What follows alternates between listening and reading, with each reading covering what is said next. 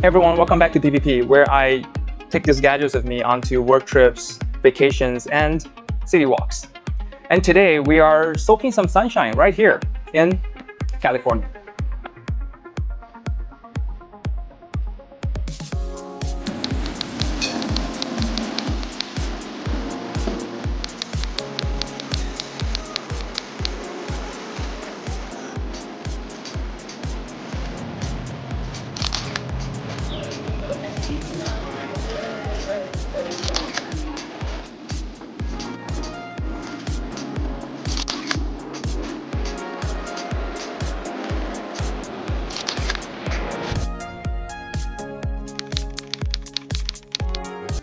Let's immediately start with a photo showcase of today's protagonist, the Honor Magic V5.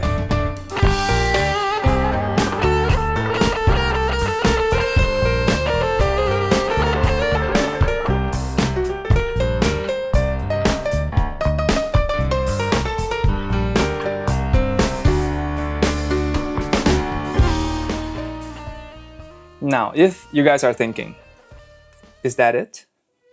I'd say you should not, or you should never judge a phone by its price, and you should never compare a foldable with a ultra flagship slap phone. And to those of you that are subscribed, you are probably used to the photos that I've shared using the ultra flagship slap phones. And to those of you not subscribed, as I hit that button now, I need that encouragement. But honestly, it also took me a while to get used to, coming fresh from these three phones. And this channel leans towards smartphone cameras, but there are not many phones out there that is capable of taking great photos. So if we only review the great phones, this channel will be dead silent until October. See you guys in 2 months' time. Adios. My initial reaction was the V5 was that, okay, the images are very good for a foldable. They are very sharp and they are very colorful, but the same can also be said for other $600-700 smartphones. And I think we should really manage our expectations when it comes to foldables, especially their cameras. You should not expect it to beat the ultra flagship slap phones. And if there are videos or reviews out there saying that the camera on foldables is awesome, well, I'd say it's good. Well, maybe you can beat some flagships, but you should never compare it with the ultra flagships that are meant to take photos. Mainly because size matters, and in this case, it matters a lot. I mean, you can split up the batteries, like one on each side, to achieve similar battery capacity and performance. But you cannot magically split up the camera module. So everything needs to be together. And if you want to keep each side below 5mm thin, then it is physically impossible to fit both a good sensor and a good lens into this tiny area unless you have a monster of a camera bump. The V5's camera does not offer much substance, so let's just do a quick shotgun style of its pros and cons.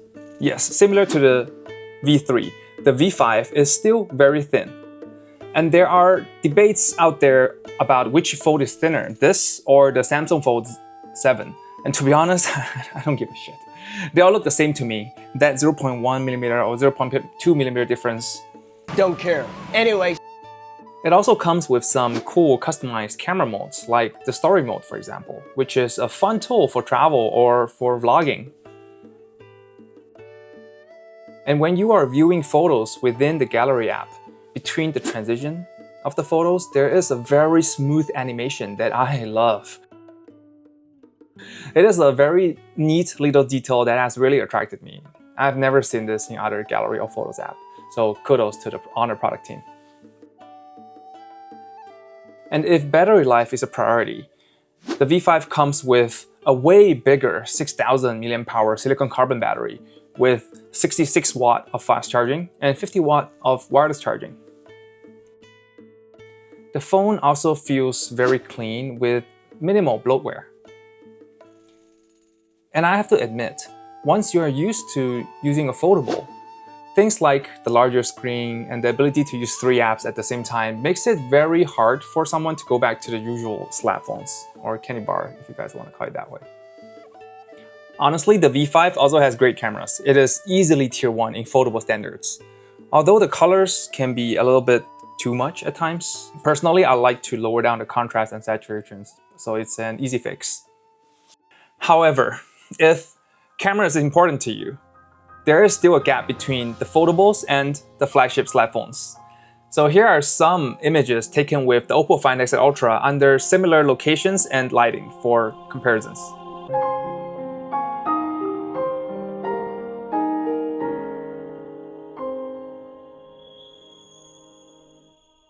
Next, the V5 feels like a side grade from its predecessor, which is the V3, with slight camera improvements.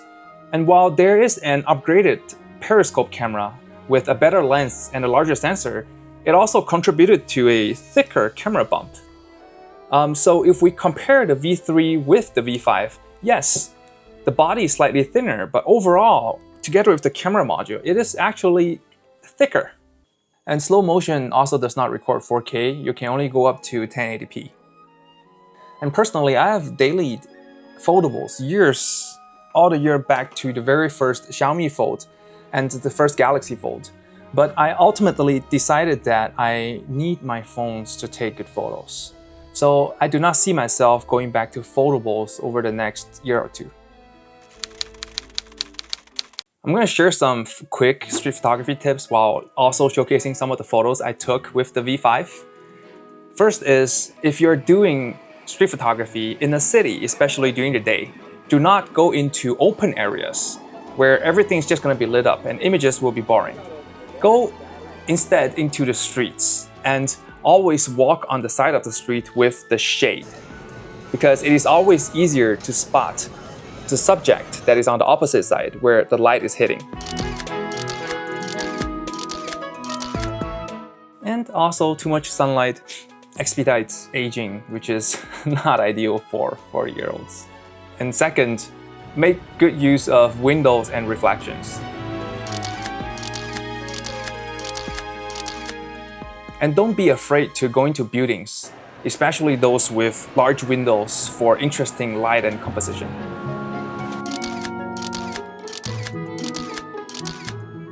And finally, museums are a very good place to visit in the summer. They typically have great architecture, large glass windows, amazing lighting, and a lot of subjects that are still.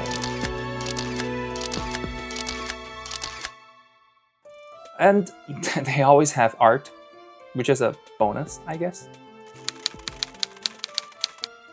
The Honor Magic V5 is a very solid device, but I think competition will be tough because the Samsung Z Fold 7 has greatly improved this year. And if you could afford those phones, I don't think you would mind a $400 difference. So the biggest factor between them are actually the battery.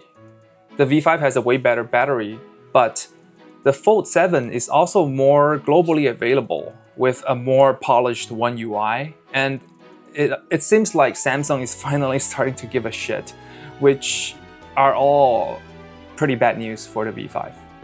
If you found this video useful, please subscribe to the channel and give it a like. I'd also be super grateful if you could share my videos to anyone you think that might be interested. And if you haven't seen it yet, please check out my Oppo Find X Ultra review. I think it is my best video so far. Thank you for watching. I'll be traveling in Asia for the next few weeks, so see you guys in a few weeks' time.